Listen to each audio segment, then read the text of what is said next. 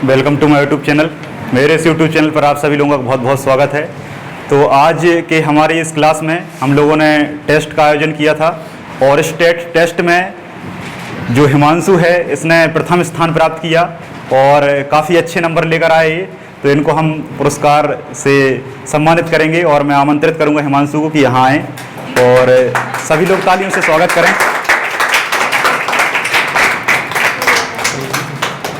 ठीक है, thank you sir. और जो हमारे कोचिंग में सेकंड और थर्ड स्थान पर है और उनको भी मैं बुलाना चाहूँगा, कृष्णकांत और क्या नाम है, दीपिका। ठीक है, यहाँ आए और आप भी जाओ, यहाँ जाओ। हिमांशु तुम आओ। ये तीनों लोग हैं जिन्होंने काफ़ी अच्छे नंबर प्राप्त किए और इस टेस्ट में प्रथम स्थान, सेकंड और थर्ड तीनों स्थानों पे आए और काफ़ी अच्छे नंबर लेकर आए। और ऐसे ही मैं आशा करूंगा कि आप सभी लोग अगले टेस्ट में यहाँ पर आप लोग खड़े हों, है ना। कोशिश करना कि आप लोग बहुत अच्छा प्रदर्शन करें और इनकी जगह आप लोग हों और मैं कहूँगा कि प्रथम स्थान पर आओ तो बहुत अच्छी बात है। ठीक है, अगला टेस्ट हमारा जल्दी होगा। ठीक है, अब आप लोग चले जाइए। अब इसके बाद जो हमारा टेस्ट रहा उस सारे टेस्ट के मैं क्वेश्चन एक एक करके आपको बताऊंगा कि इन क्वेश्चनों के आंसर ऐसे क्यों रहे। मुझे पता है कि बहुत सारे आंसर आप लोगों को पता थे, बहुत सारे आंसर पता थे, लेकिन जल्दी जल्दी में गलती हुई, समझे कुछ था कुछ और। ठीक है, और क्वेश्चन ऐसे ही आते हैं एग्जाम में, आपको लगता कुछ और है और आंसर कुछ और रहता है। ठीक है, तो वही गलती जो होती है उसको हमें दूर करना है। तो अब मैं आपको बताऊंगा कि कहाँ पर क्या गलती हुई और किसका आंसर क्या था विथ डिटेल और रीजन उसका। ठीक है, तो टेस्ट आप लोग हाथ में रख लीजिए और अगर आपको कुछ एक्स्ट्रा लगे तो आप लिखते चलना। पहला जो क्वेश्चन था हमारे टेस्ट का, गौहर बेगम के नाम से किसे जाना जाता है। ठीक है, गौहर बेगम के नाम से किसे जाना जाता है, किसे कहा जाता है। तो इसका सही आंसर क्या है, कुदसिया बेगम। इसका सही आंसर क्या है, कुदसिया बेगम सही आंसर है। और कुदसिया बेगम सही आंसर इसलिए है क्योंकि आपको पता है कि भोपाल जिला जब मैंने आपको पढ़ाया था तो वहां मैंने लिखाया था कि गौहर महल। ठीक है, तो गौहर महल का निर्माण किसने करवाया था, कुदसिया बेगम ने करवाया था और इसी कारण उनको गौहर बेगम कहने लगे थे। बात समझ में आई, बात समझ में आई। कुदसिया बेगम ने क्या बनवाया था, गौहर महल बनवाया था और इसी कारण गौहर बेगम के नाम से उनको जानने लगे थे। ठीक है, और ये जो है ये अफगान वंश की शासिका थी। किस वंश की, अफगान वंश। क्योंकि आपको पता है कि राजा भोज के बाद भोपाल की जो पुनर्स्थापना का श्रेय है वो किसे जाता है, नवाब दोस्त मोहम्मद खान को। नवाब दोस्त मोहम्मद खान ने भोपाल की पुनर्स्थापना की। उसके बाद यही खान वंश जब आगे चला तो इसमें प्रथम महिला शासिका कुदसिया बेगम बनी। याद रखना, भारत की पहली महिला शासिका रजिया सुल्तान थी, लेकिन मध्य प्रदेश की पहली शासिका पूछे तब सही आंसर कुदसिया बेगम आएगा। मध्य प्रदेश की पहली महिला शासिका, आंसर इज कुदसिया बेगम। ठीक है, और इन्हीं ने गौहर महल बनवाया था, इसी कारण इनको गौहर बेगम के नाम से जानते थे। Clear, doubt clear. ठीक है, इसके बाद अंतिम शासक हमीदुल्ला खान था और उसने भारत संघ में विलय कर लिया था, अपनी भोपाल रियासत को दे दिया था। कब, 1 जून 1949। डेट याद रखनी है, क्वेश्चन आ चुका है। 1 जून 1949 को हमीदुल्ला खान ने साइन किए और भोपाल रियासत को भारत सरकार को दे दिया। क्लियर, ये सब मैं पढ़ा चुका हूं, कभी आगे चर्चा करेंगे। दूसरा क्वेश्चन है शौकत महल। शौकत महल का निर्माण किसने करवाया। इसका सही आंसर क्या है, कुदसिया बेगम। ठीक है, इसका सही आंसर क्या है, क्या है, इसका भी वही है जो पहले। हाँ जो वही है, मैंने क्या टिक करवाया है, तीसरा टिक करवाया ना, तो तीसरा इसका भी वही है क्योंकि इन्होंने गौहर महल भी बनवाया था और शौकत महल भी बनवाया था। ठीक है, शौकत महल शायद मैंने आपके नोट्स में नहीं लिखवाया है। ठीक है, क्योंकि देखो एक व्यक्ति जो होता है उसकी एक चीज नहीं होती। अभी इन्हीं की मैं बताऊंगा, बहुत सारी कृतियां हैं। कुदसिया बेगम को उठा लो, सुल्तान जहां बेगम को उठा लो, किरवासू बेगम को उठा लो, सिकंदर बेगम को उठा लो, इन सभी बेगमों ने बहुत सारी चीजें बनवाई हैं, बहुत सारी। तो सारी लिखना पॉसिबल नहीं होता, उनको हमें अपने एंड से क्या करना होता है, फाइंड आउट करना होता है। तो मैंने जो जरूरी चीज़ें थी वो आपको लिखवाई थी, जैसे मोती मस्जिद है, जामा मस्जिद है, ढाई सीढ़ी मस्जिद है, ताजुल मस्जिद है, ये सब भोपाल मैंने आपको लिखवाया था। सबसे बड़ी मस्जिद भी यही है और सबसे छोटी मस्जिद 2.5 सीढ़ी भी यहीं पर है। क्लियर है? बड़ी मस्जिद ताजुल मस्जिद है जो किसने बनवाई थी? शाहजहां बेगम ने। और जो सबसे छोटी मस्जिद है भारत की 2.5 सीढ़ी, वो नवाब दोस्त मोहम्मद खान ने बनवाई थी। ठीक है, जो पहला शासक था अफगान का। क्लियर है? तीसरा क्वेश्चन है पंजाब मेल हत्याकांड कहाँ हुआ?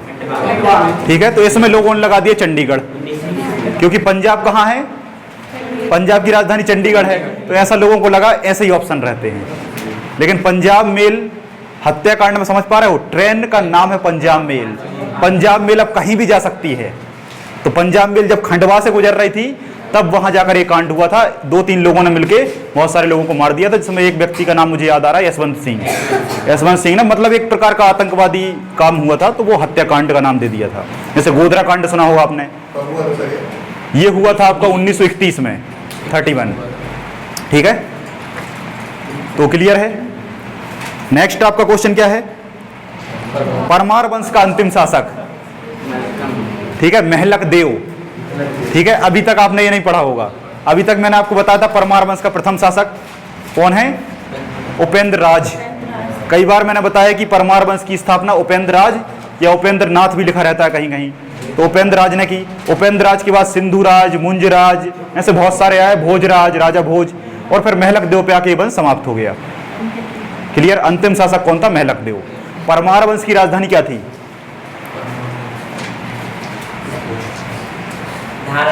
धारा नगरी। इसमें लोग भोपाल लगा देते हैं। लोगों को लगता है कि परमार वंश के राजा भोजपाल थे, भोजराज थे, तो राजधानी भोपाल होगी, जबकि राजा भोज की राजधानी धार थी। याद रखना। क्लियर? धार राजधानी थी, भोपाल नहीं थी। भोपाल को केवल उन्होंने बनाया था, स्थापना की थी, और यहां से चले गए थे। रहते कहां के थे? धार के रहने वाले थे। जैसे मैं रहने वाला यहां को हूं, कल को मैं भोपाल चला जाऊं पढ़ाने के लिए, ठीक है, और वहां एक कोचिंग की स्थापना कर दूं, तो मेरे द्वारा कोचिंग की स्थापना भोपाल में हुई, लेकिन मैं हूं कहां का? फिर लौट आया लॉकडाउन के बाद। ठीक है, तो ऐसे ही होता है। आगे क्या है? एमपी का सबसे छोटा राष्ट्रीय राजमार्ग 339 बी बताया है, लिखाया है। हाँ, इसकी जो लेंथ है वो खजुराहो से बमीठा के बीच में है। खजुराहो आपका कहाँ पड़ता है? छतरपुर में पड़ता है, वहीं बमीठा है। केवल 8 से 9 किलोमीटर, बहुत छोटा है, सबसे छोटा है मध्य प्रदेश का राष्ट्रीय राजमार्ग। ठीक है, और सबसे बड़ा कौन सा है?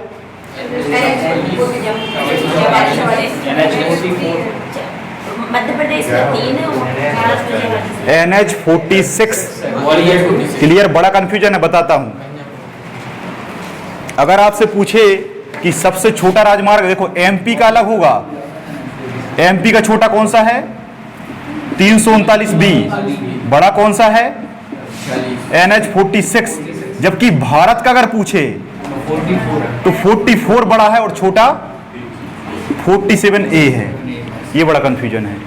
भारत का पूछे तब 46 आएगा, मध्य प्रदेश का पूछे तब, सॉरी, भारत का पूछे तब 44 आएगा, और मध्य प्रदेश का पूछे तो 46 आएगा।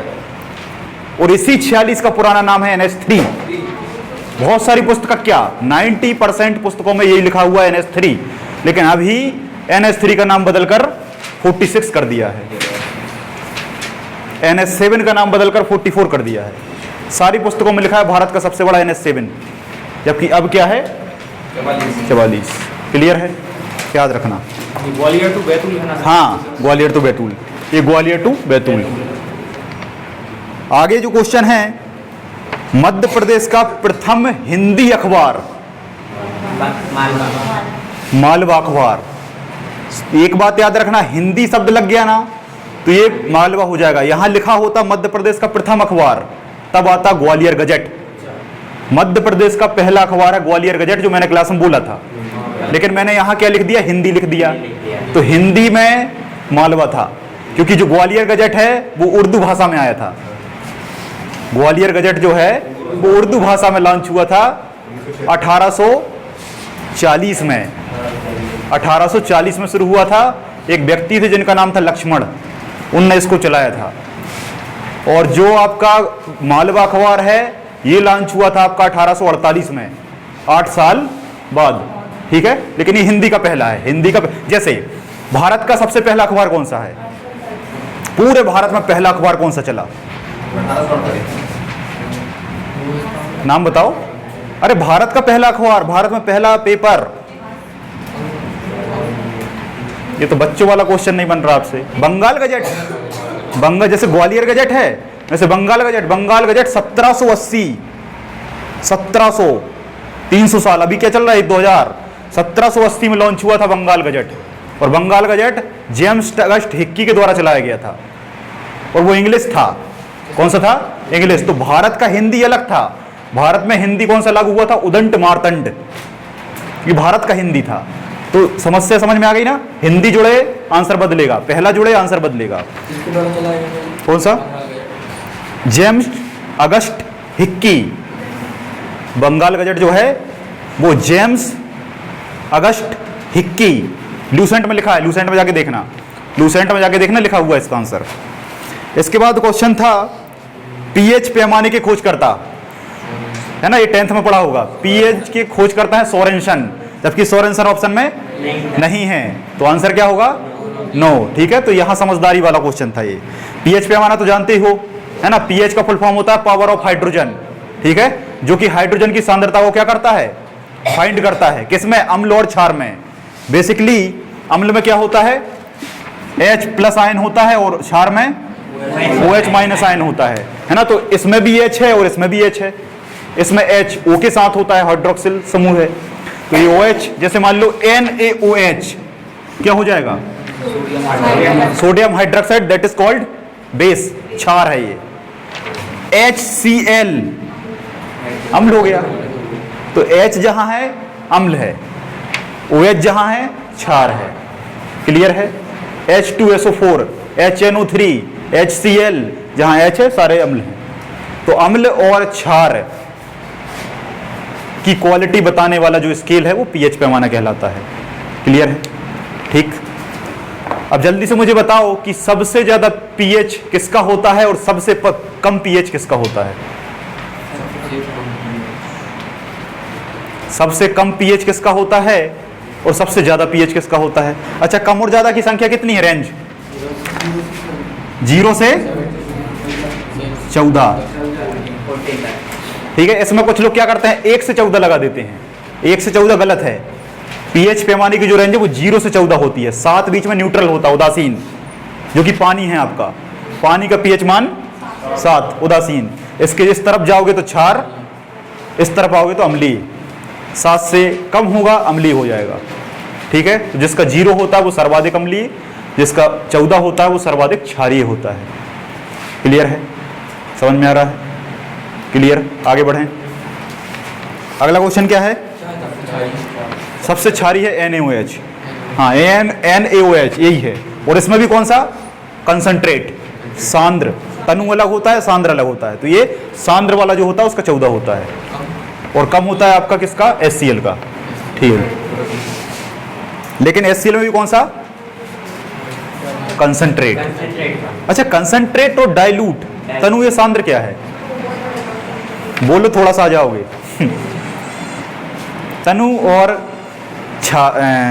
और सांद्र क्या है ये? तनु लड़की का नाम। हाँ बिल्कुल। तनु का मतलब क्या? उसमें पानी की मात्रा ज्यादा है। ठीक है, और सांद्र का मतलब जिसमें पानी की मात्रा कम लेकिन जो उसमें चीज है वो ज्यादा रहे। एग्जाम्पल, एक बाल्टी में पानी है, उसमें आपने 1 चम्मच नमक डाल दिया।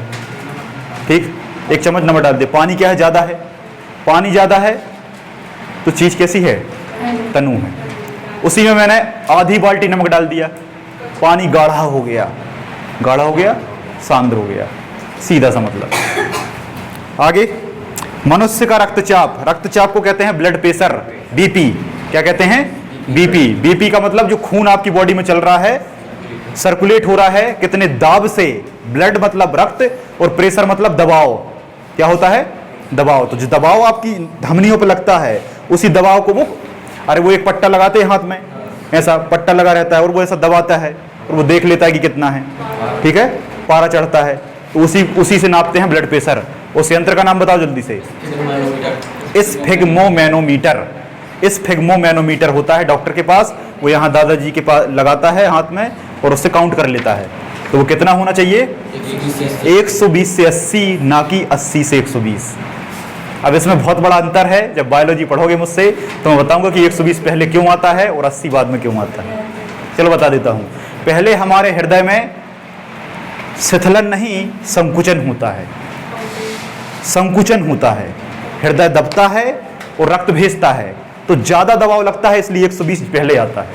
फिर जब रक्त वहां से लौटता है तो वो स्लो स्लो स्लो स्लो आता है, इसलिए 80 बाद में आता है। संकुचन और शिथिलन, फूलना और पिचकना कौन करता है? हृदय। धक धक सुनता हो ना, तो धक धक वही शिथिलन और संकुचन कहलाता है। बात समझ में आई? अच्छा, ये जो 80 से 120 है, इसकी यूनिट क्या होती है? सॉरी, 120 से 80, इसकी यूनिट क्या है? ठीक है, कभी कभी क्या है, ऑप्शन में चारों आपको मिलेंगे 120 से 80, चारों ऑप्शन में यूनिट बदल देगा। किसी में mm लिख देगा, किसी में ml लिख देगा, किसी में mm hg लिख देगा, किसी में hg लिख देगा।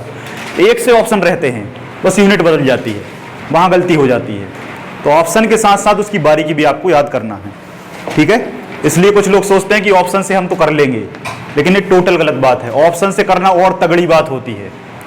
इसलिए तो सारी सरकारी नौकरियों में ऑब्जेक्टिव रखा, नहीं तो लिखित परीक्षा ना रख देते। 12वीं तक, कॉलेज तक सब लिखित होता है। बढ़िया तरीके से पास हो गए हो, नकल से हो वह अलग बात है, लेकिन हुए हो। ठीक है, लेकिन जैसे ही आप गवर्नमेंट एग्जाम की तैयारी करते हो, सब ऑब्जेक्टिव है। सिविल को छोड़ के सिविल की अलग बात होती है।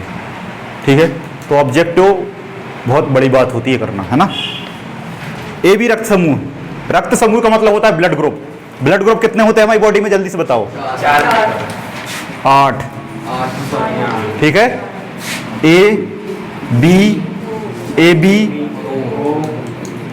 ओ, ए बी, चारों प्लस होंगे, चारों माइनस होंगे। कुल मिलाकर हमारी बॉडी में 8 ब्लड ग्रुप होते हैं। क्लियर है? ठीक है, तो इसमें से ये जो ग्रुप है वो एक व्यक्ति ने खोजा था, जिसका नाम था लैंडस्टीनर, कॉल लैंडस्टीनर। ठीक है, और उसके कुछ समय बाद एक व्यक्ति आया था जिसने केवल ए बी खोजा था, जिसका नाम था कैस्टिलो स्टर्ली। ठीक है, कैस्टिलो। ऑप्शन ऐसे ही रहेगा, आधा देंगे, पूरा देंगे, घुमा फिरा के देंगे, सेम ऑप्शन नहीं रखते वो, है ना। इसलिए मैंने उसमें केवल आधा लिखा है। आगे, कोयला खान से उपस्थित गैस, ये तो आपको पता ही है, सल्फर डाइऑक्साइड, है ना। अच्छा, कोयला से याद आया कि भारत में सबसे ज्यादा कोयला कहाँ होता है? भारत में सबसे ज्यादा कोयला भारत, उड़ीसा। भारत में सबसे ज्यादा कोयला उड़ीसा। मध्य प्रदेश में जब पूछे तब मध्य प्रदेश में 2 आंसर आते हैं। अगर आपसे पूछे कोयले की सबसे मोटी परत, सिंगरौली। अगर पूछे सबसे बड़ा कोयला क्षेत्र, सोहागपुर। सिंगरौली जिला है और सोहागपुर आता है शहडोल में। अपना ये सोहागपुर नहीं, गाडावारा के आगे अलग सोहागपुर है, शहडोल में, पढ़ाऊंगा कभी। आगे, फेफड़ों में कोशिकाएं होती हैं 300 मिलियन, है ना। अभी तो कोशिकाएं हैं। जीवाणु का श्वसन स्थल है मीसोसोम, है ना। मीसोसोम से सांस लेता है। एक छोटा सा ऑर्गन होता है, जैसे हमारे अंदर फेफड़े हैं, हम बड़े हैं इसलिए हमारे अंदर लंग्स हैं। मछली छोटी है, उसके अंदर गिलफड़े हैं, पानी में रहती है। वैसे जीवाणु के अंदर एक बहुत छोटा सा ऑर्गन पड़ा होता है जिसको मीसोसोम कहते हैं। जैसे हमारे अंदर सेंट्रोसोम, लाइसोसोम, राइबोसोम, वैसे ही उसके अंदर मीसोसोम होता है। आगे, केला व मछली के लीवर तेल में कौन सा विटामिन है? B D. केला में विटामिन बी होता है, इसलिए कहते हैं केला खाओ, बी कॉम्प्लेक्स मिल जाएगा। और मछली के तेल में होता है विटामिन डी। ठीक है, डी होता है, इसका मतलब ये नहीं कि दूसरा नहीं होता है, दूसरे भी और होते हैं, लेकिन डी ज्यादा होता है ना। इसका मतलब ये, कुछ लोग कहते हैं कि सर हमने तो ये पढ़ा था। हाँ, ओमेगा 3 मछली के ऑयल में सब कुछ होता है। मछली और अंडा, मछली अंडा, ये 2 ऐसे सोर्स हैं में सब कुछ है। बचपन में पढ़ा होगा, विटामिन ए स्रोत, बी स्रोत, सी स्रोत। तो अंडा और मछली सब में कॉमन आता है। अंडा, मछली, हरी सब्जी।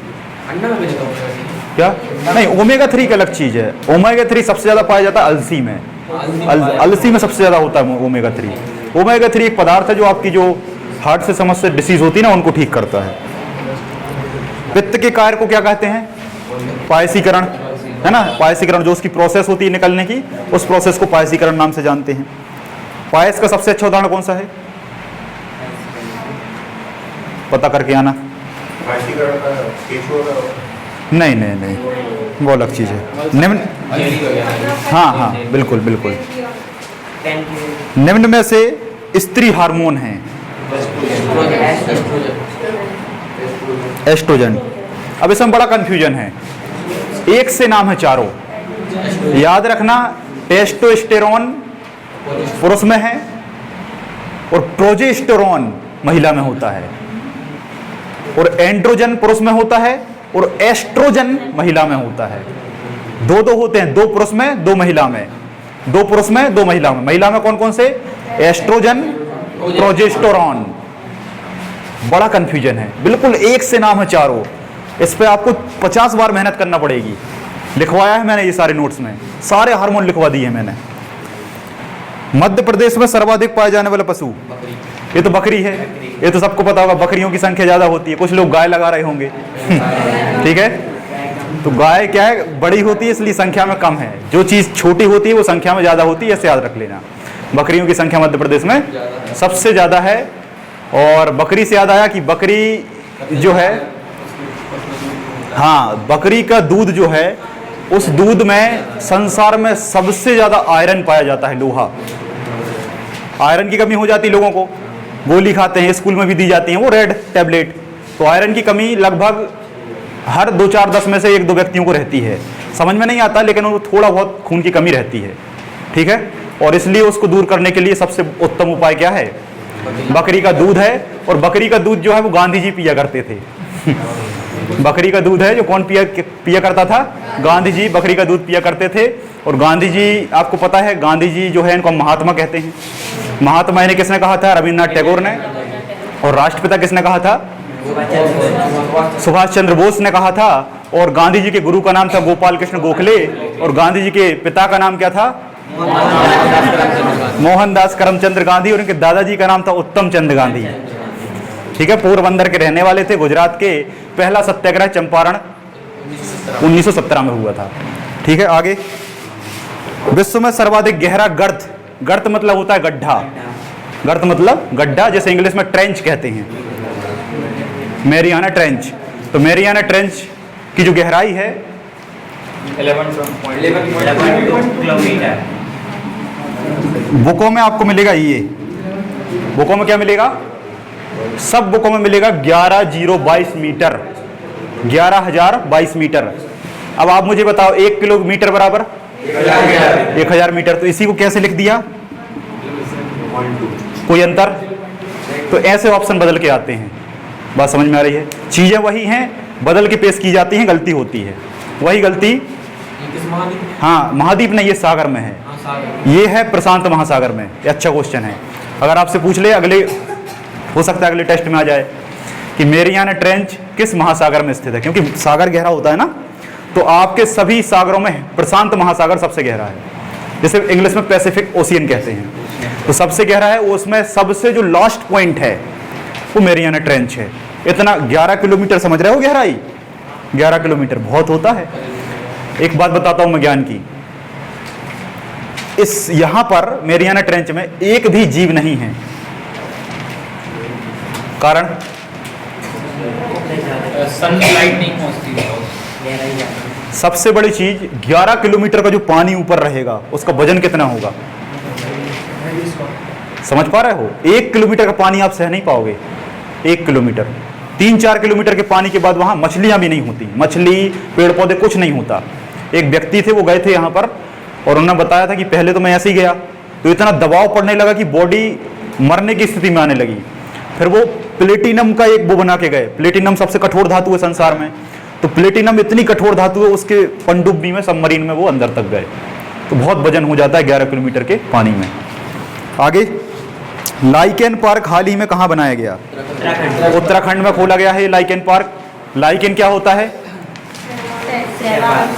हाँ, शैवाल और कवक, एल्गी और फंजाई के बीच की कड़ी है ना। क्वेश्चन आता है, संसार में सबसे अच्छा सहजीविता का उदाहरण लाइकेन, यार रटा होगा आप लोगों को।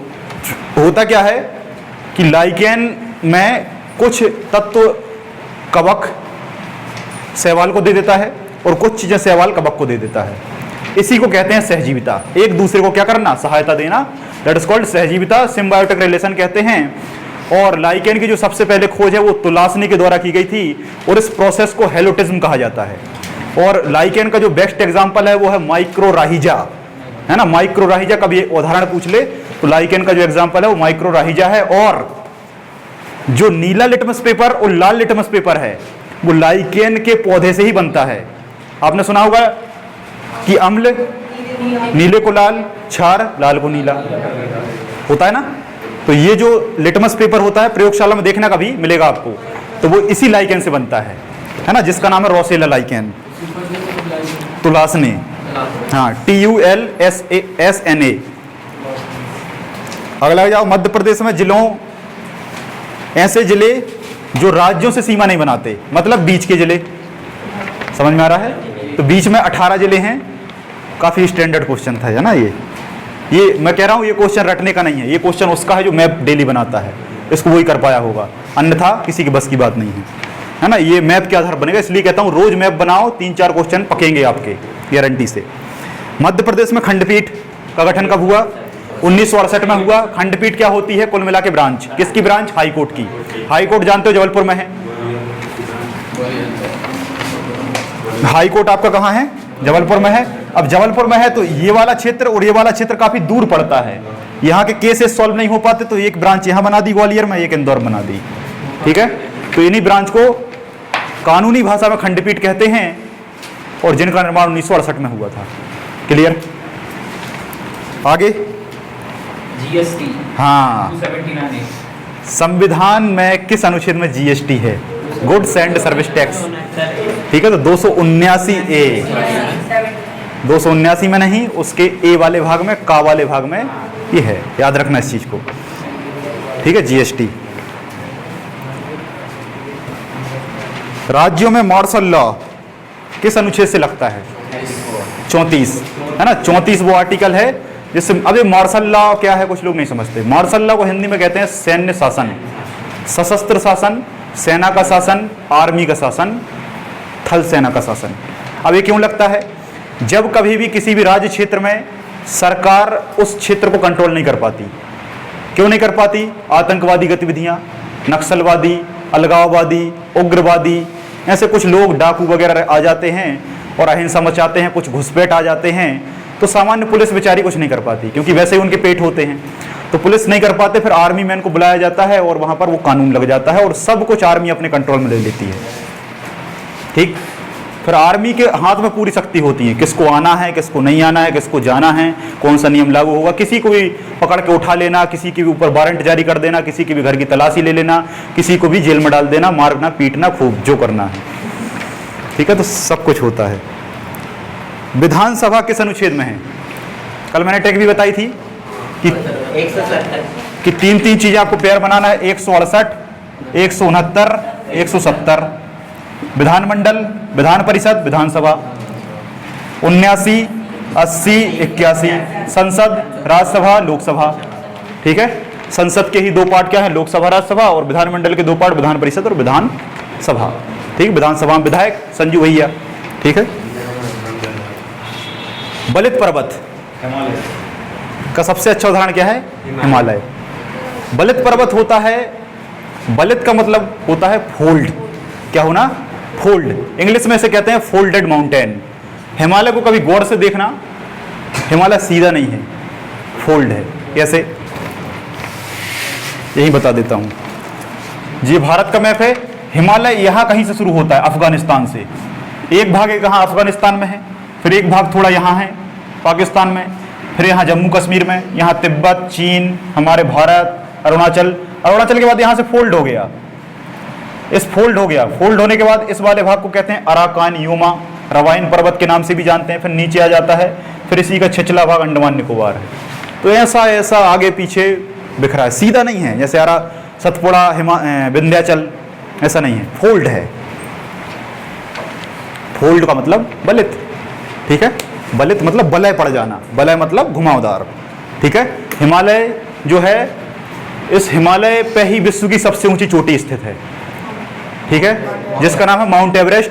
8,848.86 मीटर इसकी ऊंचाई है और जो कि विश्व की सबसे ऊंची चोटी है। भारत की सबसे ऊंची चोटी कौन सी है? K2 गॉड विनास्टन है। मध्य प्रदेश की सबसे ऊंची चोटी कौन सी है?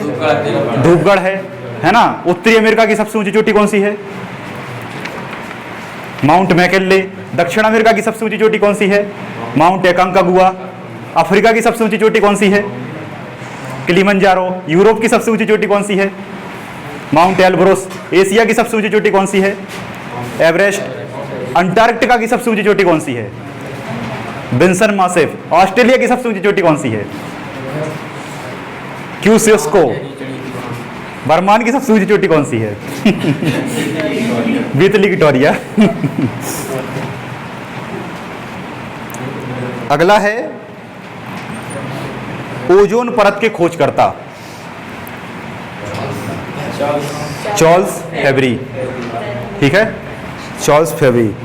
ओजोन परत के बारे में अभी तक आपने सुना होगा कि ओजोन परत क्या है? O3। फॉर्मूला क्या है? जब ऑक्सीजन के साथ एक ऑक्सीजन मिलता है तो बनता है O3। इसी O3 को क्या कहते हैं? ओजोन कहते हैं। और ये जो ओजोन है, ये ओजोन आपके कहाँ है? समताप में है कि क्षोभ में है? पक्का? समताप मंडल में है, ठीक है। और ये जो ओजोन परत है, ये सूर्य की प्रकाश की जो किरणें होती हैं पराबैंगनी, उनको अवशोषित कर लेता है और पृथ्वी तक घातक किरणें पहुंचने नहीं देता, ठीक है। छिद्र कहाँ देखा गया? अंटार्कटिका में देखा गया। क्लियर है? ओजोन नापने की इकाई क्या है? क्वेश्चन आया हुआ है, ये इसलिए पूछा मैंने, अभी दिमाग में आ गया। क्वेश्चन नापने की इकाई क्या है? हाँ सॉरी, ओजोन नापने की इकाई क्या है? डावसन। क्या नाम है? डावसन। जैसे शोर की इकाई डेसिबल है, दूरी की इकाई मीटर है, द्रव की इकाई लीटर है। बात समझ में आ रही है? वैसे ही ओजोन नापते हैं हम डावसन से। डावसन की यूनिट होती है क्या? हाँ, ओजोन के खोजकर्ता कहीं कहीं डावसन लिखा रहता है, जो कि गलत है। सही आंसर है चार्ल्स फेबरी। सर्च कर सकते हो गूगल पे। आगे, अधोमंडल के नाम से किसे जानते हैं? क्षोभ मंडल का ही पर्यायवाची नाम है ये। डूबते हुए सूर्य का देश ब्रिटेन को कहा जाता है, याद रखना। उगते हुए सूरज का अलग है, जापान है ना। उगते हुए सूरज का जापान है, मैप देखना, उसमें समझ में आएगा, ठीक है। और डूबते हुए सूरज का देश क्या है? ब्रिटेन है, जिसे इंग्लैंड के नाम से भी जानते हैं, यूके भी कहते हैं, यूनाइटेड किंगडम भी कहते हैं, ठीक है। जहाँ के प्रधानमंत्री कौन है? बोरिस जॉनसन, जो अभी गणतंत्र दिवस पे आने वाले थे लेकिन फिर नहीं आए, कोरोना हो गया उनको। क्वेश्चन आ सकता है करंट में, ठीक है। ब्रिटेन की मुद्रा क्या है? पाउंड, ठीक है, पाउंड स्टर्लिंग ब्रिटेन की मुद्रा है। राजधानी क्या है? लंदन, ठीक है। लंदन किस नदी के किनारे बसा है? ठीक है, टेम्स नदी के किनारे। चलो आगे लिखें। आगे कहां तक हो गया? डूबते हुए। विश्व की सबसे लंबी झील, विश्व की सबसे लंबी झील है टांगानिका। लंबी पूछा है, बड़ी नहीं पूछा। विश्व की लंबी झील टांगानिका है, जबकि विश्व की सबसे बड़ी झील कौन सी है? कैस्पियन सागर। कैस्पियन सागर सबसे बड़ी झील है और सबसे लंबी झील टांगानिका है। लेकिन सबसे मीठी झील पूछे? सुपीरियर। सबसे खारी झील पूछे? बान झील। अब भारत में जाओ, भारत की मीठी पूछे? बूलर। भारत की खारी पूछे? सांभर। भारत की बड़ी पूछे? चिल्का। भारत की तैरती हुए पूछे तब मणिपुर जाना, लोकटक। क्लियर है? तो अंतर है सब में, सब में अंतर है। मध्य प्रदेश की बड़ी पूछे, बदलेगा आंसर। भोजताल। भोपाल गए हो? तालाब, वही। आगे, भूरी क्रांति का संबंध, ब्राउन रेवोल्यूशन, भूरी क्रांति, उर्वरक, ठीक है। अभी तक आपने हरित सुना होगा, श्वेत सुना होगा, गुलाबी सुना होगा, सुनहरी सुना होगा, ठीक है। बहुत सारी। गोल क्रांति का संबंध किससे है? गोल क्रांति, गोल क्रांति। अंडा लगाते हैं लोग, जबकि आलू से। रजत क्रांति का संबंध किससे है? रजत, अंडे से। ठीक है, बड़ा कंफ्यूजन है। श्वेत क्रांति का संबंध दुग्ध उत्पादन। ठीक है, जनक कौन है? वर्गीस कुरियन। क्लियर। आगे, अलकनंदा एवं धौली गंगा का संगम क्या कहलाता है? विष्णुप्रयाग। क्लियर, विष्णुप्रयाग।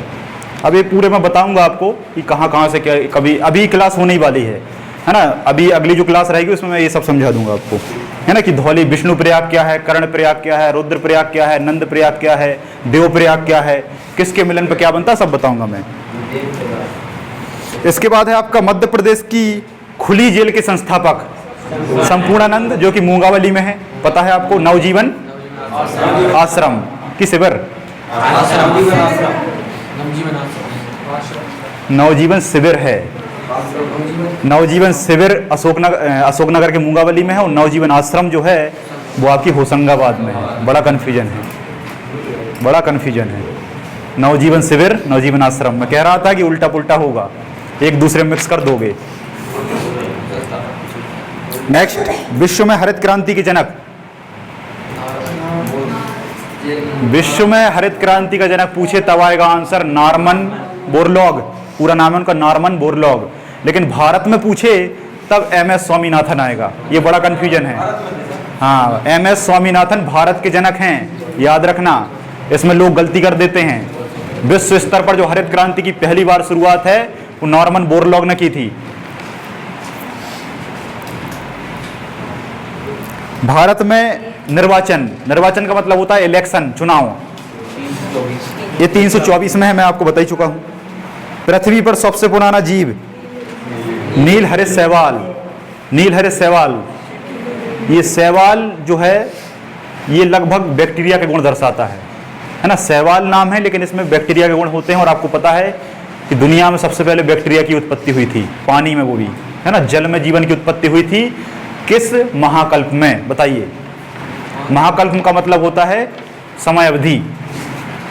5 महाकल्प में हमने नहीं, बायोलॉजी ने पूरे समय को बांटा है, जीव विज्ञान ने। पैलियोजोइक, आर्कियोजोइक, प्रोटीजोइक, मीसोजोइक और सीनोजोइक। ठीक है, तो इनमें से एक है जिसमें से जीवन की उत्पत्ति हुई थी।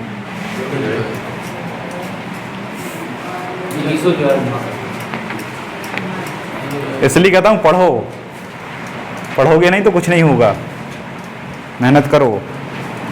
आर्कियोजोइक, हाँ, अभी सबसे पुराना शैवाल कहाँ मिला है?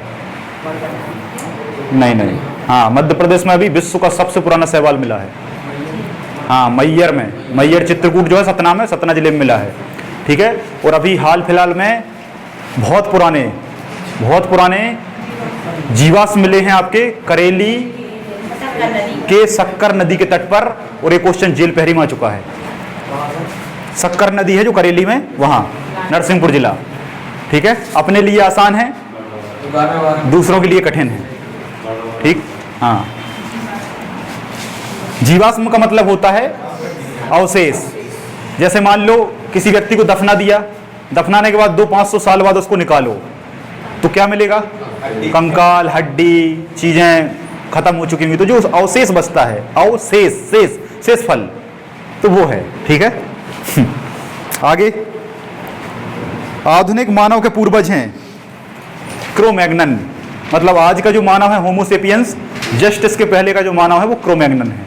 ठीक है, लेकिन इसमें लोग बंदर समझते हैं, कुछ चिंपांजी समझते हैं, तो वो इसके जस्ट और पहले थे। ठीक है, सबसे पहला कौन सा था?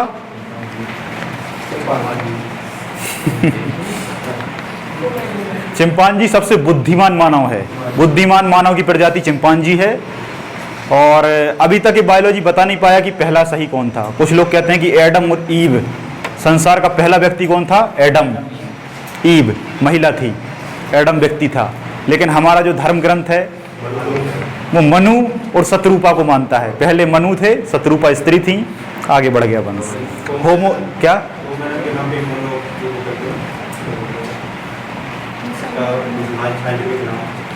क्रो-मैग्नन के नाम पर मोनो, वो शायद मेंढक का नाम रखा है।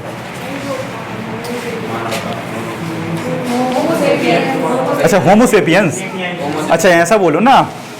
तो मैं वही बता रहा हूँ कि जो मानव था जो मानव सबसे पहले खड़ा हो गया उसको होमो इरेक्टस कहा गया। क्या कहा गया? होमो इरेक्टस कहा गया। जो आज है वो होमो सेपियंस है, जो आगे आएगा वो होमो सेपियंस सेपियंस होगा, और जो भविष्य में आएगा वो होमो फ्यूचरस होगा, जिसका दिमाग सबसे ज़्यादा ताकतवर होगा, सिर पे बाल नहीं होंगे, टकला होगा, कान चले जाएंगे, लंबाई भी कम जाएगी, लेकिन बुद्धिमान ज़्यादा रहेगा। उसके ब्रेन का जो सीसी है वो बढ़ जाएगा। सीसी का मतलब गाड़ी वाला सीसी नहीं, क्यूबिक सेंटीमीटर, है ना, जिसकी क्षमता ब्रेन में मापी जाती है ईईजी से। ठीक है, ईसीजी नहीं, ईईजी, अंतर है, बताएंगे। नागालैंड के मुख्यमंत्री नेफुरियो हैं। ठीक है, कोई बात ही नहीं है। राज्यपाल और बता दो।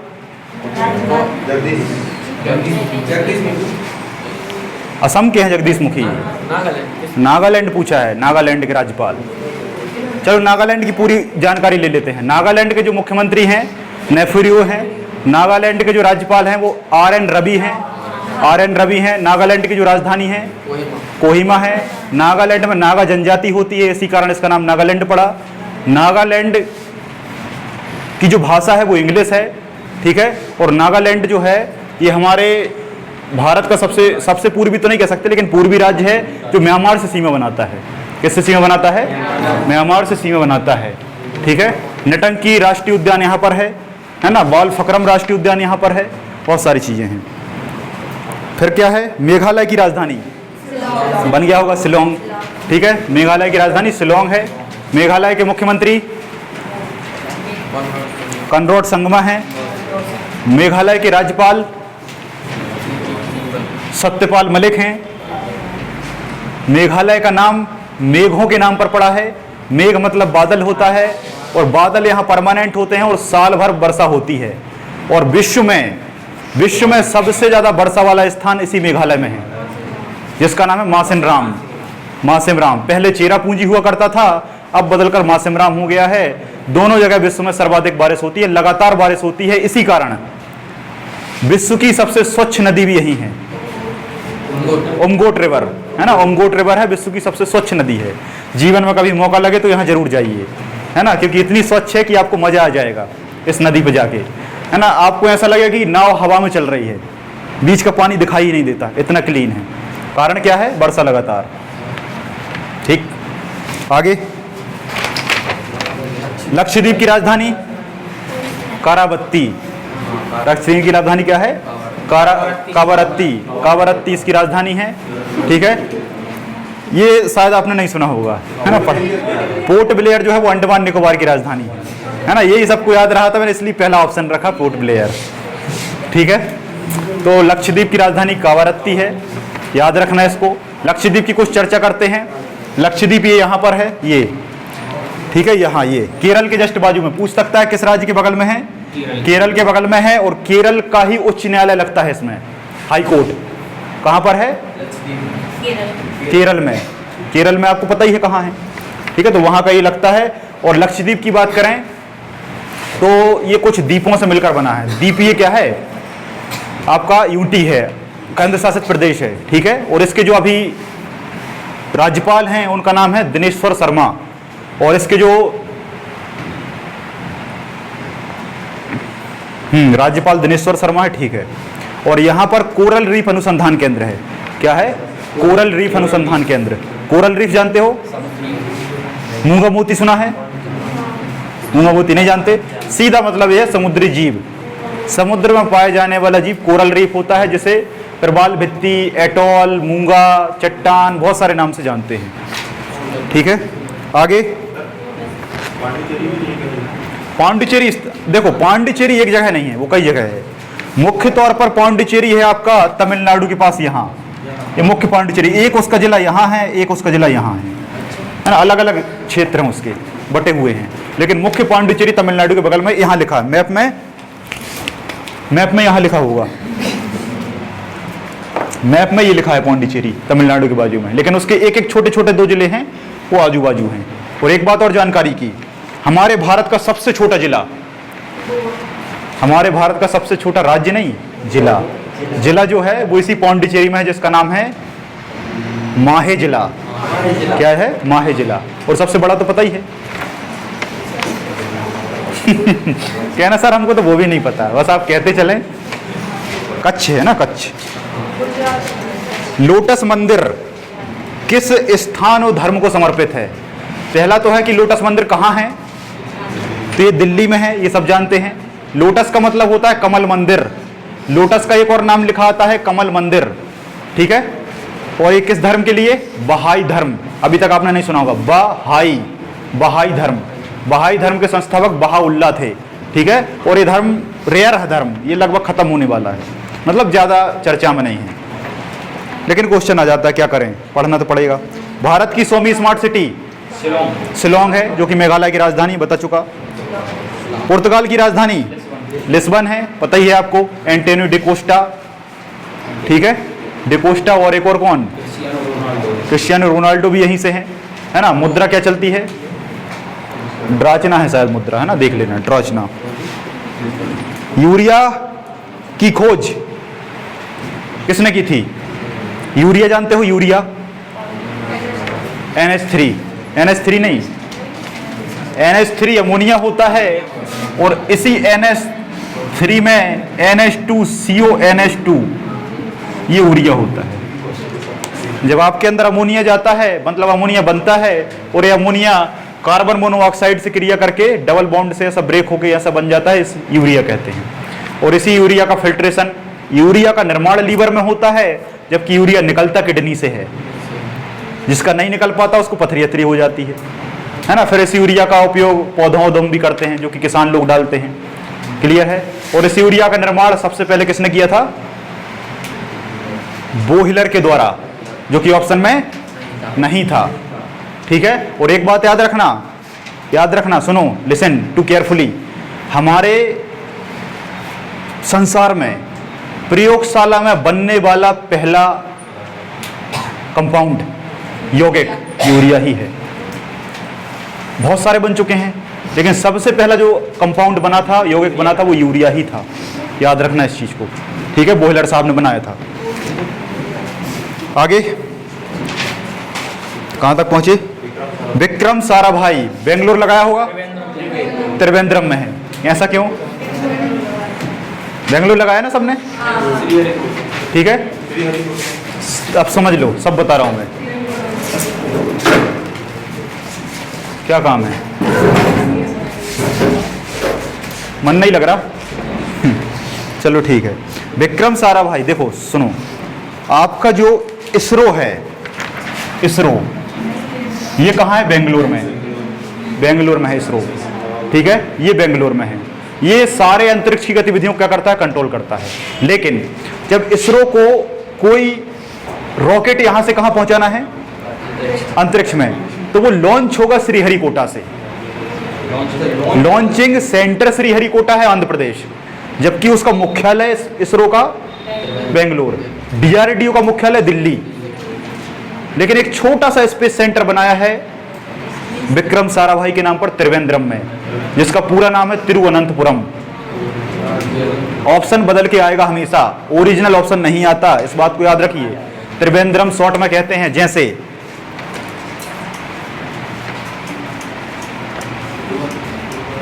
जबलपुर को हम JVP कह देते हैं, शॉर्ट फॉर्म NSP, है ना। भोजनगर को भोपाल कहने लगे, स्टेशन को टेशन कहने लगे, ठीक है, ऐसे ही। आगे, आना सिक्का किसने चलवाया? कहते हैं ना तुम्हारे कितना आना है तुम्हारे पास, तो ये आना वाला जो कॉन्सेप्ट है, शाहजहां के जमाने में आया था, जब शाहजहां ने ताजमहल बनवाया था, ठीक है। तो ताजमहल जब बना था तभी आना चला था। अच्छा, आना इसने चलवाया था, लेकिन विश्व में सबसे पहले सिक्के किसने चलवाए? विश्व नहीं, भारत में।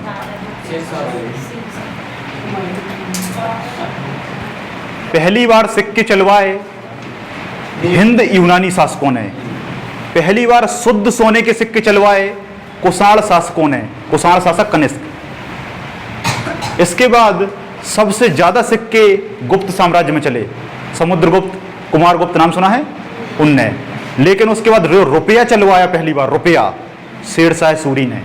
और पहली बार आना चलवाया शाहजहां ने। सारे बता दिए, लेकिन एक याद करते हो, दूसरे में गलती कर देते हो। छत्तीसगढ़ के राज्यपाल हैं अनुसुईया उइके, भूपेश बघेल मुख्यमंत्री हैं, याद रखना। मुख्यमंत्री भूपेश बघेल हैं, अनुसुईया उइके राज्यपाल हैं। एक बात याद रखना, और अनुसुईया उइके का जन्म मध्य प्रदेश में हुआ था। क्वेश्चन बनेगा, 150 फीट गहराई का क्वेश्चन है। रहने वाले तो कंफर्म नहीं कह सकते, बाकी जन्म उनका छिंदवाड़ा में हुआ था, है ना। थोड़ा एक बार क्रॉस चेक कर लेना इसको। क्या? गणेशी लाल उड़ीसा के राज्यपाल हैं। उड़ीसा के मुख्यमंत्री नवीन पटनायक, राज्यपाल गणेशी लाल। और कोई? कोणार्क सूर्य मंदिर किस वंश के राजाओं ने बनवाया? गंग वंश। गंग, सुंग सही नहीं है, मैंने गंगी बोला ना, तो गंग वंश। गंग वंश के राजा का नाम था नरसिंह वर्मन। कौन राजा था? नरसिंह वर्मन ने कोणार्क का सूर्य मंदिर बनवाया था, जो कि उड़ीसा में है। कोणार्क, गंग, गा और गा ऊपर बिंदी, गंग। देखो, संगम वंश अलग है, गंग वंश अलग है। संगम वंश अलग है, गंग वंश अलग है। और कोणार्क सूर्य मंदिर के अलावा बहुत सारे सूर्य मंदिर हैं। मारतंड सूर्य मंदिर जम्मू कश्मीर, मोटेरा सूर्य मंदिर गुजरात, बिस्वान सूर्य मंदिर, हाँ मध्य में कहाँ लिखवाया अभी अभी क्लास में। बिस्वान सूर्य, बालाजी सूर्य मंदिर, बालाजी दतिया, बालाजी सूर्य मंदिर। तो ऐसे बहुत सारे सूर्य मंदिर हैं। आगे, भीतरकनिका उड़ीसा में, कोई बात ही नहीं है। भीतरकनिका, बाह्यपत्तन, भीतरकनिका उड़ीसा में है। उड़ीसा, उड़ीसा के मुख्यमंत्री नवीन पटनायक, राज्यपाल गणेशी लाल। उड़ीसा जो है वो 1936 में बना था। उत्कल दिवस के नाम से इसको मनाया जाता है। ठीक है, उड़िया भाषा यहाँ बोली जाती है, और भारत में सबसे ज़्यादा कच्ची सड़कें यहीं पर हैं, पक्की महाराष्ट्र में हैं। आगे, बाह्यपत्तन, हल्दिया। ठीक है, पत्तन मतलब, हाँ, पत्तन मतलब होता है बंदरगाह, जिसे इंग्लिश में पोर्ट कहते हैं, जहां जहाज आके रुकता है। ठीक है, तो हमारे भारत के सभी बंदरगाह समुद्र में हैं। केवल एक बंदरगाह ऐसा है जो नदी पर है, जिसका नाम है हल्दिया, जो कि हुगली नदी पर है। याद रखना, एक ही बंदरगाह है पूरे भारत में जो नदी पर बना है, हुगली नदी, पश्चिम बंगाल, हल्दिया। क्लियर? इसी को बाह्यपत्तन कहते हैं। हाँ, दो हैं एमपी में, एक मांगलिया और दूसरा मालनपुर, भिंड और इंदौर। फारक्का बैराज परियोजना कहाँ पर है? पश्चिम बंगाल, फारक्का ही नदी पर है। फारक्का ही नदी पर है, हाँ, पश्चिम बंगाल। आंसर बोला हुआ है ना। पहसरी बांध, पहसरी बांध, ओरिजिनल क्वेश्चन कांस्टेबल 2017। ठीक है, ग्वालियर में जाके देख लेना, है ना, देख लेना, आया हुआ है, इसलिए मैंने इसको डाल दिया ग्वालियर। भारत का प्रथम सुपर कंप्यूटर का विकास, सीडेक। प्रथम कंप्यूटर कौन सा है? परम। प्रथम कंप्यूटर कौन सा है? परम। विकास किसने किया? आंसर बदलेगा। यही अंतर रहता है, इसी अंतर को खत्म करना है।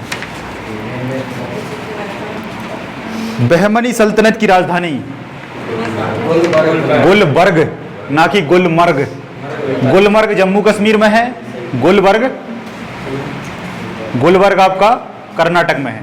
ठीक है, बहमनी साम्राज्य, बहमनी वंश की स्थापना की थी हसन गंगू ने। यहीं पर एक वो बना है, इग्लू कैफे, गुलबर्ग। अभी हाल ही में, हाँ। इग्लू क्या है? इग्लू ये बर्फ का घर, बर्फ का घर जो होता है वो इग्लू कहलाता है। अच्छा, बर्फ, आपको पता है कुछ जनजातियां ऐसी हैं, कुछ वीडियो यहाँ सही आ रहा है, यहाँ ठीक। तो जो इग्लू है, इस इग्लू का मतलब होता है बर्फ का घर बनाना। तो बहुत सारी जनजाति हैं जो यूरोप महाद्वीप में परमानेंट वर्ष भर क्या गिरता है? बर्फ गिरता है। तो जब बर्फ गिरता है तो वो बर्फ का ही घर बना के रहने लगते हैं। तो बर्फ का घर बनाने से क्या होता है? ठंड नहीं लगती। ऐसा क्यों? क्यों ऐसा? ठोस तो दीवार भी है, बर्फ तो बिल्कुल परमानेंट सिंगड़ा रहता है, पानी बहता है उसमें।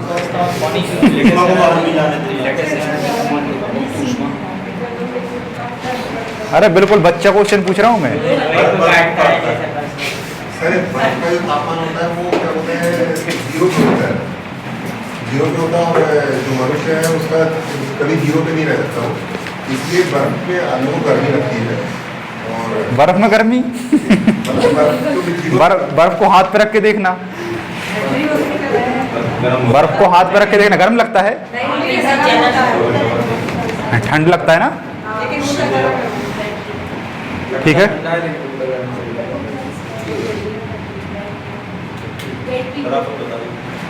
चलेगा ना? तो क्लियर है। बर्फ का घर इसलिए बनाते हैं क्योंकि बर्फ ऊष्मा की कुचालक होती है। क्या होती है? कुचालक। कुचालक का मतलब बाहर की ऊष्मा अंदर नहीं आएगी, अंदर की बाहर नहीं जाएगी। तो बाहर जितनी ठंड है वो बाहर ही रहेगी, वो ठंडी बाहर अंदर नहीं आ सकती, ठीक है। इसलिए आपने कभी भी देखा होगा किसी भी झील का पानी नीचे द्रव रहता है, ऊपर बर्फ जमा रहता है। आगे, उदासीन ऑक्साइड है कार्बन मोनोऑक्साइड, CO, जो वाहनों से गाड़ियों से निकलता है ना, गाड़ियों से निकलने वाली गैस कौन सी है? Carbon monoxide, CO। वो कैसी होती है? उदासीन होती है। अब जल्दी से बताओ, वाहनों में, शायद मेरे हिसाब से कांस्टेबल में आया था, कांस्टेबल नहीं तो किसी न किसी एग्जाम में आया था, वाहनों में कार्बन मोनोऑक्साइड के साथ और क्या निकलता है? बस दो ही चीजें निकलती हैं धुएं में, नंबर 1 कार्बन मोनो और एक और,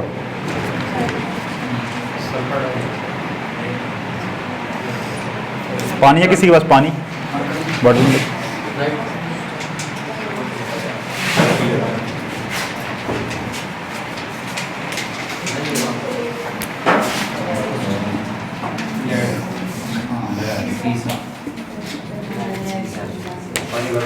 क्या है? लेड। लेड को ही सीसा बोलते हैं, सीसा को ही PB, प्लम्बम, है ना, केमिस्ट्री में पढ़ा होगा। तो ये तत्व भी उसके साथ निकलता है जो कि काफी हानिकारक है। जितने भी पाउच आउच मार्केट में मिलते हैं, कुरकुरे, नमकीन, मैगी, इन सब में ये होता है और ये काफ़ी नुकसानदायक होता है। इसलिए मैगी पे बैन लग गया था, ठीक है, लेकिन पैसे ऐसे देके फिर से चलने लगा। पेट्रोल भी 2 टाइप का आता, सीसा रहता और सीसा शहद पेट्रोल। हाँ, फेस फर्स्ट लिखा रहता सीसा रहता, सीसा वही सीसा लेड वाला। सीसा रहता। अगला क्या है? पॉजिट्रॉन के खोजकर्ता। ये क्वेश्चन कांस्टेबल के 2016 में भी आया, 17 में भी आया, 15 में भी आया, हर साल आ रहा है। बहुत फेवरेट क्वेश्चन है। एंडरसन। कौन है? एंडरसन है। याद रखना, प्रोटॉन अलग है, इलेक्ट्रॉन अलग है, न्यूट्रॉन अलग है, ठीक है। आपका जो परमाणु होता है, परमाणु के बीच में प्रोटॉन होता है प्लस चार्ज, इलेक्ट्रॉन बाहर होता है नेगेटिव चार्ज, न्यूट्रॉन बीच में होता है न्यूट्रल, जिस पे प्लस माइनस दोनों हैं, that is called positron. Plus minus दोनों के गुण दर्शाने वाला क्या है? पॉजिट्रॉन। क्या समझे? समझ में आया? समझ में आया? ठीक है। इसके अलावा और भी तत्व होते हैं, और भी बहुत सारे तत्व होते हैं, जैसे न्यूट्रॉन है, न्यूट्रिनो है, एंटी न्यूट्रिनो है, बोसॉन है, एक्स बोसॉन है, मेसॉन कण है, बहुत सारे होते हैं, ठीक है। कभी केमिस्ट्री पढ़ोगे मुझसे तो मैं बताऊंगा बहुत सारे तत्व और सबकी खोज करता भी बताऊंगा। लेकिन प्रोटॉन, न्यूट्रॉन, इलेक्ट्रॉन इनके गलत नहीं करना है। ईंट पर नाच, याद रखना इसको। इस ट्रिक से आपके सारे कवर हो जाएंगे। ई से क्या होगा? Electron Thomson, proton Rutherford, neutron Chadwick. समझ में आया? न्यूट्रॉन की खोज करता चैडविक। बस पॉजिट्रॉन का याद करना है। आगे, रामायण सर्किट कहाँ? Constable, original constable 2017, Chitrakoot. इसमें अयोध्या लगा दिया होगा, है ना? हाँ, ओरछा नहीं। हाँ, संग्रहालय है वो, याद रखना। साकेत और रामायण संग्रहालय। प्रथम पंचवर्षीय योजना का मॉडल हैरोल्ड डोमर, लूसेंट में लिखा है प्रथम पंचवर्षीय योजना का मॉडल। मॉडल मतलब किस मॉडल पे बनी वो, ठीक है। तो हैरोल्ड डोमर। और द्वितीय पंचवर्षीय, हाँ, PC महालनोबिस, ठीक। वायुयान, एरोप्लेन, किस सिद्धांत पे काम करता है? बन गया था क्या? रॉकेट। रॉकेट अलग है, वायुयान अलग है। रॉकेट अलग है, रॉकेट ऊपर जाता है। रॉकेट नोदन में तीनों सिद्धांत काम करते हैं, फर्स्ट, सेकंड, थर्ड। संवेग, क्रिया प्रतिक्रिया और जड़त्व, तीनों काम करते हैं। अभी तक आपने केवल संवेग संरक्षण पढ़ा होगा, मैं आपको तीनों बताऊंगा कि तीनों कैसे काम करते हैं। और सबसे ज्यादा करता है संवेग संरक्षण। संवेग संरक्षण के आधार पर फ्यूल भरा होता है, जब वो आगे बढ़ता है और पीछे धुआं निकलता है तो दैट इज क्रिया प्रतिक्रिया। क्रिया और प्रतिक्रिया तीनों नियम काम करते हैं उसमें। नाव से उतरते हैं, नाव पीछे हो जाती है। हाँ, वो भी क्रिया प्रतिक्रिया है। हाँ, तो वायुयान जो है वो आपके बर्नौली थ्योरम पर काम करता है। बर्नौली थ्योरम कुछ नहीं कहती, बर्नौली थ्योरम सीधा कहती है कि अगर आप किसी भी क्षेत्र का वेग बढ़ाओगे तो दाब कम जाएगा, दाब बढ़ाओगे तो वेग कम जाएगा। कैसे? जैसे एक गाड़ी, अभी मोटरसाइकिल खड़ी है, वेग क्या है? अच्छा, वेग समझते हो ना? वेग जानते हो? स्पीड। सामान्य भाषा में क्या है? स्पीड है। स्पीड है। गाड़ी खड़ी है, वेग क्या है? गाड़ी 100 पे पहुंची, वेग 100 हो गया। जब 100 पे गाड़ी पहुंचेगी तो आपके ऊपर जो दबाव था वो कम हो जाएगा। आपको ऐसा लगने लगेगा कि अब हम उड़ने वाले हैं, लगता है ना? जब गाड़ी खड़ी है तो आप स्टेबल हो, मतलब वायु का दबाव आपके ऊपर ज्यादा है। आपको पता है आप बहुत सारा वजन वायु का कई किलो लेके परमानेंट चलते हो, महसूस नहीं होता, क्यों? बताऊंगा। तो वायु का वजन लगातार आपके ऊपर रहता है, लेकिन जब आप स्पीड बढ़ाते जाओगे तो आपका वजन हल्का होता जाएगा और गाड़ी पे ऐसा लगेगा कि उड़ने वाले हैं। तो वेग बढ़ रहा है, दबाव कम रहा है, दबाव बढ़ेगा, वेग कम जाएगा। वायुयान क्या करता है? स्पीड बढ़ाता है और उठ जाता है। स्पीड बढ़ाता है और उठ जाता है। समझ में आया? नहीं आया? क्लास में बात मत किया करो, नहीं तो आपको कॉल किसका आ रहा है? प्रधानमंत्री का।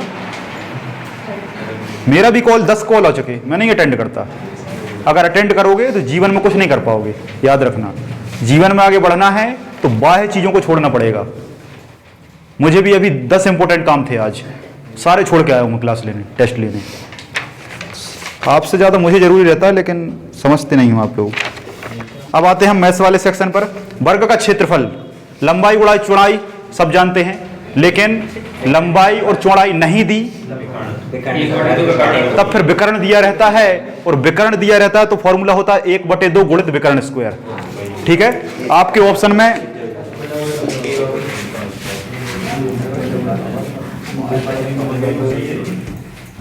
समझ में आया गलती कहां होती है? अब अभी तो मैंने जस्ट फॉर्मूला दिया है, मैथ्स में फॉर्मूला नहीं आएगा, मैथ्स में आएगा क्वेश्चन आएगा, उसमें वर्ग का क्या दिया रहेगा? विकर्ण दिया रहेगा। अब विकर्ण आप कहां पुट करोगे? ठीक, विकर्ण रख दो, स्क्वायर कर दो, 2 से भाग दे दो। इसी को शॉर्ट में क्या कहते हैं? d²/2। अंतर है क्या? d फॉर डायगोनल बटे 2, ये 2 यहां आ गया नीचे, तो a और b दोनों हो जाएंगे। लंबाई गुणित ऊंचाई कुछ नहीं होता, चौड़ाई होता है। चौड़ाई वाला सब जानते हैं, कभी नहीं आता, आएगा तो 4 गुणित 3 सब कर लेंगे, ये फंस जाता है व्यक्ति। हाँ, कोई धन 5 वर्षों में दुगना तो कितने वर्ष में? 8 गुना। सिंपल है। 5 वर्षों में दुगना तो कितने वर्षों में? 8 गुना। बहुत शानदार ट्रिक, ध्यान से देखना, आपस में बात मत करो, मैं बार बार कह रहा हूं। कितने वर्षों में? 8 गुना। बस कुछ नहीं करना, इस 8 को आपको पावर की फॉर्म में बदलना है 2 की। 2 की पावर जानते हो? 2 की घात, बदलो 2 की पावर 3। सॉल्व करो इसको, 8 आ गया। मतलब ये लिखें चाहे ये लिखें, कोई अंतर नहीं है। 8 भी 8 है और 2 की पावर 3 भी 8 है। 2 की पावर 3 मतलब 2 गुणित 2 गुणित 2, 2 दूनी 4 दूनी 8। अब ये 2 की पावर 3 आ गई, इसका गुणा इसमें कर दो, आंसर। कुछ नहीं करना, कुछ करना ही नहीं है। ठीक, 10 क्वेश्चन कर लोगे, जीवन भर याद रहेगा। दिनांक 11 जून 1995 को कौन सा दिन था? रविवार। सबसे बन गया, बताऊं कैलेंडर का सबसे टफ क्वेश्चन यही है। अगर आपने शताब्दी वाला क्वेश्चन कर लिया, शताब्दी वाला क्वेश्चन कर लिया, सदी वाला क्वेश्चन कर लिया, फिर आपको कोई सा क्वेश्चन आ जाए, क्योंकि एक साल के अंदर दिन निकालना, महीने में दिन निकालना, परसों नरसों दिन निकालना आसान बात है, शताब्दी में दिन निकालना बहुत बड़ी बात होती है। और ये कहां से दिन निकालते हैं? जीरो से। कभी ना कभी 00 बन रहा होगा। कहां आना है? 1995, 95 पे आना है। तो आपको पता है 400 साल में क्या होता है? 400 साल में विषम दिन 0 हो जाते हैं। 4 का भाग लगाओगे इसमें कितनी बार जाएगा? पूरी बार चला जाएगा, विषम दिन 0। ठीक है, तो 400 साल, फिर 400 साल, फिर 400 साल, फिर 400 साल, तो कुल मिलाकर 1600 साल हो गए। 1600 साल में विषम दिन 0। विषम दिन कितने हो गए? 0। उनको समझ में नहीं आएगा जिनने पहले नहीं पढ़ा, याद रखना। मैं डायरेक्ट समझा रहा हूं, इसलिए आपको बेसिक थोड़ा बहुत आना चाहिए, सर ने पढ़ाया होगा। ठीक है, बेसिक जिसको आता है उसी बनेगा। मैं डायरेक्ट बताऊंगा, अभी समय कम है क्योंकि। तो 1600 तक आ गए हम, 0 हो गया। अब हमारे पास कितने हैं 1900 तक? 300 वर्ष और आ गए। 300 वर्ष विषम दिन 1। अब 1 कैसे आता है? इसकी भी लंबी प्रोसेस है, बताऊंगा कभी। ठीक है, भाग दे के 100 में 5 हो जाते हैं, 100 में 5, 200 में 10, 300 में 15, 15 में 7 का भाग लगाओ, 7 दूनी 14, एक रिमाइंडर। 7 से भाग इसलिए लगाते हैं क्योंकि वीक में ही आपको आना है। 7 दिन वीक में होते हैं, 7 दिन, सोम मंगल बुध गुरु शुक्र शनि, तो 7 से ही हमेशा भाग लगेगा। जो रिमाइंडर बचेगा उसको काउंट करना है। तो ये 15 दिन हो गए, 1 लगा दिया, 1 रिमाइंडर बचा, 300 तक आ गए। अब कितने साल बचे? 95 नहीं, 94 तक आना है, क्योंकि 95 पूरा नहीं है, जून तक है, तो जून का आधा अलग लेना पड़ेगा। 94 तक ले लो। 94 में कितने हैं? 4 से भाग लगाओ, 4 दूनी 8, बचा 1, 4 तिया 12, तो 23 कैसे हैं? Leap year. जर्नल कितने हैं?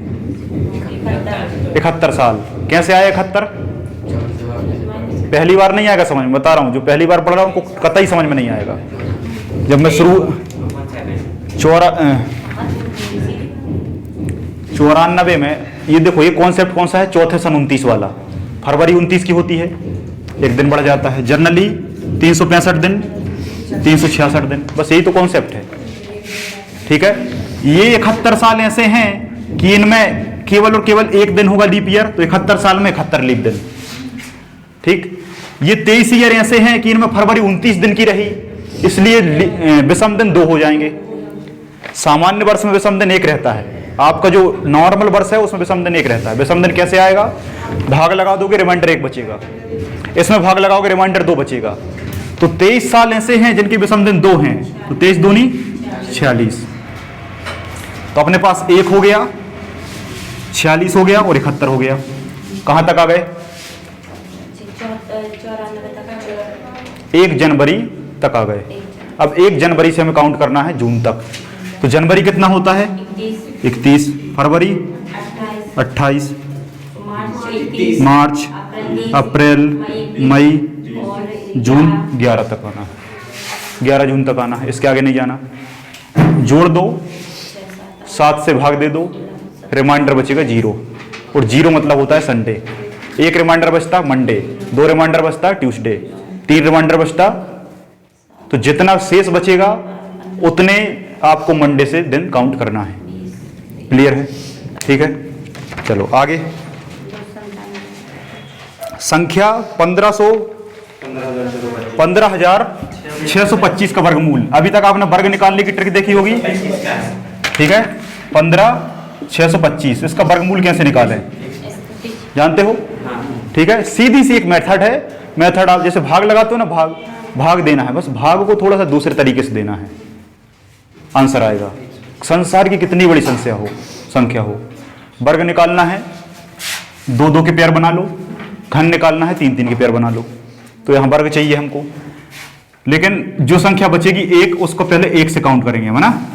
तो 1 का 1 एकम 1, 1 में से 1 गया 0, भाग ही देना है, कुछ नहीं करना। भाग ही देना, थोड़ा सा उल्टे तरीके से देना है। यहां क्या करना है? यहां भी लिखना पड़ेगा आपको। हम क्या करते हैं? 1 से भाग देते हैं, 1 एकम 1 लिख देते हैं। ये आपका क्या है? भागफल है ना, ये भागफल है और ये अपन दे रहे हैं, तो यहाँ क्या करते हैं, यहाँ डबल बार लिख लेते हैं और डबल बार लिखने के बाद इनको जोड़ देते हैं, 2 आ गया। अब पूरा ऊपर से 56 उतरेगा, 56। अब यहाँ आपको ऐसी संख्या रखनी है कि उसका गुणा यहाँ भी होगा उसी सेम से ऐसा, और वो 56 से ज्यादा ना हो। कितना होगा? 44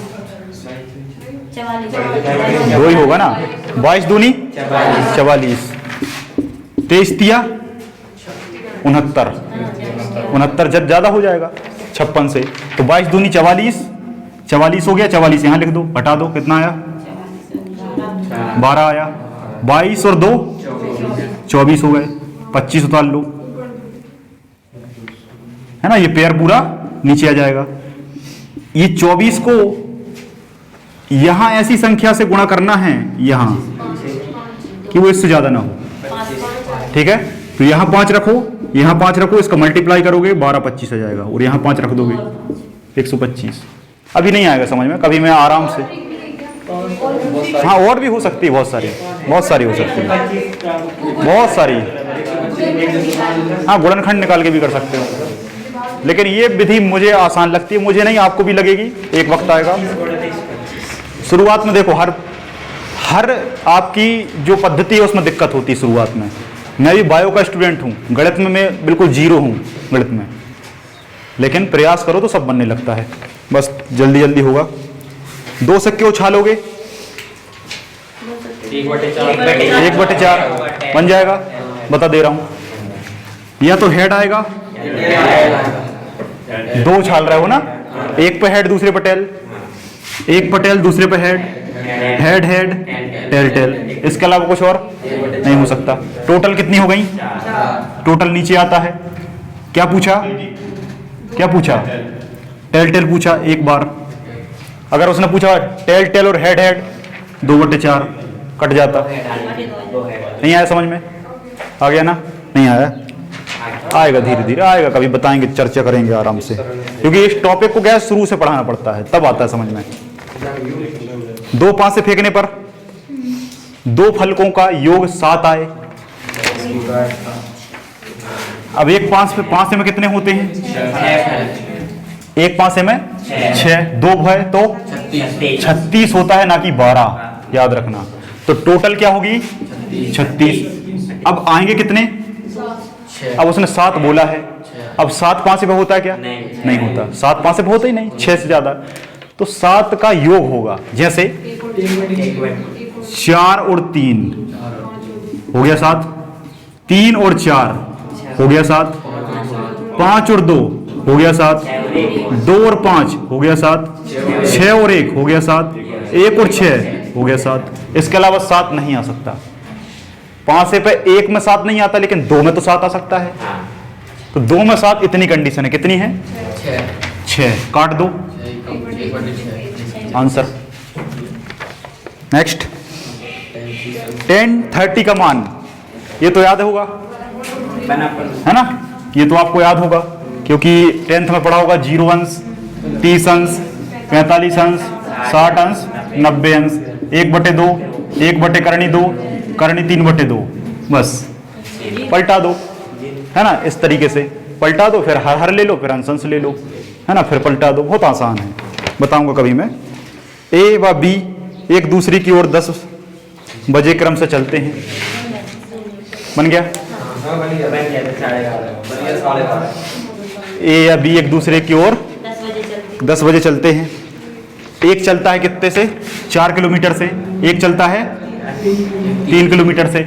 जब एक दूसरे की ओर चलेंगे चालें जुड़ेगी, एक दूसरे के विपरीत चलेंगे चालें घटेंगी। तो आस पास आ रहे हैं इसलिए जुड़ेंगी, ये याद करना ही पड़ता है। जब पास आएंगी तो जुड़ेंगी, जोड़ दो 7। अब 7 की चाल से कितनी दूरी? 1 घंटा 17.5 दूरी, क्योंकि चाल बराबर ये दूरी हो गई और ये समय हो गया। सॉरी गलत हो गया, क्योंकि ये चाल है, समय निकालना है। समय बराबर दूरी बटे चाल। क्लियर? ये दूरी है, ये चाल है। आपको पता है कि दशमलव मिटा के 0 लगा लेते हैं, दशमलव मिटा, जितने दशमलव मिटाओगे उतने जीरो लगा लो। काटो, 7 से कटेगा, 5 से कटेगा। 5 एकम 5, 5 चौको 20, 5 3 15, 5 25, 7 दूनी 14, 7 पना 35, 2.5, 2 घंटे 5 सेकंड। मिनट आ 2.5 घंटा। 2.5 घंटा। 1/2 0.5 का मतलब होता है 30 मिनट। का भाग दे देंगे 30 हो जाएगा। ये 5 का मतलब क्या है? आधा। 10 में 4 हो जाएगा, 3 हो जाएगा। 0.5 का मतलब होता है आधा, और समय में आधे का मतलब 30 मिनट, 1 घंटा पूरा होगा। 2.5 घंटा जुड़ जाएगा। तो 2.5 घंटे जोड़ दो, 10 और 2 12 और 12:30। 10 बजे चलेगा, सुनो सुनो सुनो, 10 बजे चलेगा, 10 और 2 और आधा 12:30, खत्म। नेक्स्ट।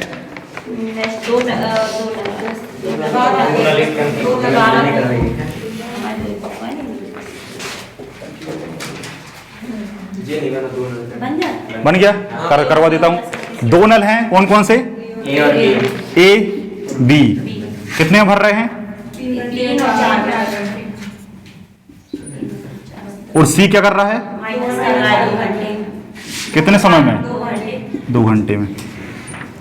जितना भी दिया रहे उसका 1/, कर लेना है। 1/, क्यों कर लेना है? क्योंकि ये 1 दिन की वैल्यू है। ये एक यहाँ 1 दिन है, तो 1 दिन में जब 2 से भाग लगाओगे तो 1 दिन की निकल आएगी। 3 में क्या है? टोटल काम। 4 में टोटल, 2 में टोटल। 1 दिन का निकालना पड़ेगा हमेशा, 1/, में आ जाएगा। ये भी भर रहा है, ये भी भर रहा है, ये कर रहा है खाली। ये खाली कर रहा है। आंसर। एलसीएम निकाल के। अब एलसीएम आप जानते, हाँ एक चीज और, जो लोग कंपटीशन की तैयारी कर रहे हैं ना, वो एलसीएम पत्थर का कर लो, क्योंकि एलसीएम के बिना आप एक कदम भी नहीं चल सकते मैथ्स में। मैं आज बता रहा हूं, मुझे 6 महीने लगे थे एलसीएम सीखने में, 6 महीने, लेकिन सीख गया था। कैसे? बार बार प्रैक्टिस करके। मैं भूल जाता था कि किसका भाग किस में होगा, किसका गुणा किस में होगा, बार बार भूलता था मैं, हमेशा गलती होती थी। चार्ट, ड्राइंग शीट, पता नहीं क्या क्या बना के कि ऐसा गुणा इसका, इसका भाग इसमें, इसका गुणा तीर बना के लगाता था, तब जाके याद हो पाया एलसीएम। लेकिन हो जाता है फिर देख के आता है, केवल देख के। एलसीएम का मतलब वो संख्या जिसमें तीनों का भाग जाए। 12 में 3 का भी जाएगा, 4 का भी जाएगा, 2 का भी जाएगा। 3 चौको 12, 4 तिया 12, 2 छिंग 12। ठीक, ये प्लस है, ये माइनस है। 4 और 3 7, 7 में 6 का ए, 1/12। आंसर आ गया। अब ये 1/12 1 दिन का है, टोटल समय 12 दिन होगा। आ गया? डाउट हो तो पूछ भी लेना, है ना, इतने ज्यादा। कितना और चलेगा? कितना और चलेगा? 12 घंटे। चलो चलने दो, रिकॉर्ड तो हो जाएगा ना? मेरा बस 2-3 क्वेश्चन। नहीं तो सेव कर दो, सेव कर दो। जैसे आप समझाइए सर, ऑप्शन क्या आंसर बस बोल दीजिए, हम बैक इसको टाइम हो गया। इसमें नहीं है। यहीं छोड़ दिए। अब वो वाला समझ आ गया। हाँ, पोस्ट कर दो।